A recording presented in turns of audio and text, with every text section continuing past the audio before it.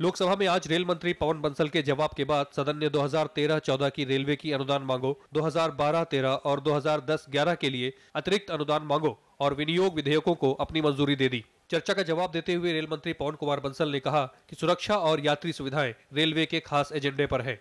इस बजट में सबसे ज्यादा बल हमने रेलवे सेफ्टी पे दिया है और ये जान के आपको प्रसन्नता होनी चाहिए कि इस साल हमेशा से ज्यादा उसके लिए एलोकेशन यानी कि 41,112 करोड़ का इस बजट इस प्लान में उसके लिए होगा और ये हमेशा से ज्यादा है।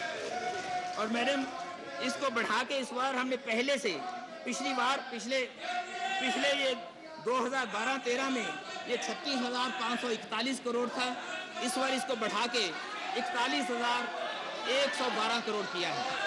पवन कुमार बंसल ने कहा कि देश में रेलवे का संतुलित विकास करना हमारा लक्ष्य है। उन्होंने कहा कि रेल मंत्रालय इस साल अपने सीमित संसाधनों का बेहतर से बेहतर इस्तेमाल करेगा। रेल मंत्री के भाषण के दौरान बीजेपी, जेडीयू, शिवसेना, बीजेडी और अन्ना द्रमुक के साथ टीएमसी और वाम दलों ने उपेक्षा का आरोप लगाते हुए सदन से वॉकआउट किया।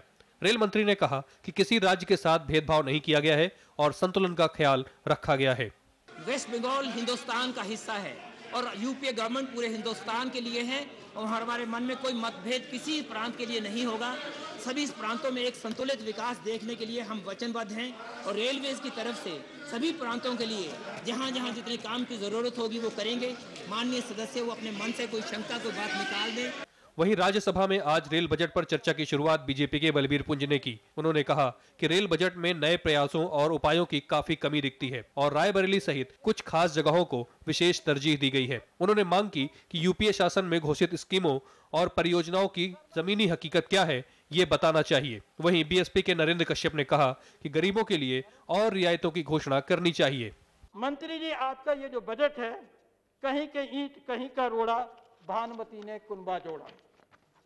Deputy Chairman sir, in the last 9 years, UPA 1 and 2 have been misleading the House as far as the health of the railways is concerned. हमारे देश का एक बड़ा वर्ग है, गरीब सेक्शन है, तो क्या माननीय मंत्री जी इस गरीब तबके के रेल के सफर को सुगम करने के लिए क्या इसके किराए में कटौती पर कोई विचार करेंगे? वहीं कांग्रेस के सैफुद्दीन सोज ने विपक्ष की ओर से लगाए गए तमाम आरोपों को खारिज करते हुए रेल बजट को जनता की उम्मीदों पर खरा बताया। उन्होंने कहा कि 2013 और 14 के रेल बजट से रेलवे को विकास की पटरी पर लाने की उम्मीदें फिर से जाग गई हैं। रेल बजट में रेल मंत्री ने तमाम मुद्दों की तरफ ध्यान दिलाया है, लेकिन कुछ खामियां भी रह गई हैं। चर्चा में शामिल सांसदों ने आम जनता के सरोकारों से जुड़े तमाम मसलों पर रेल मंत्री का ध्यान दिलाया और सुधार करने की मांग की।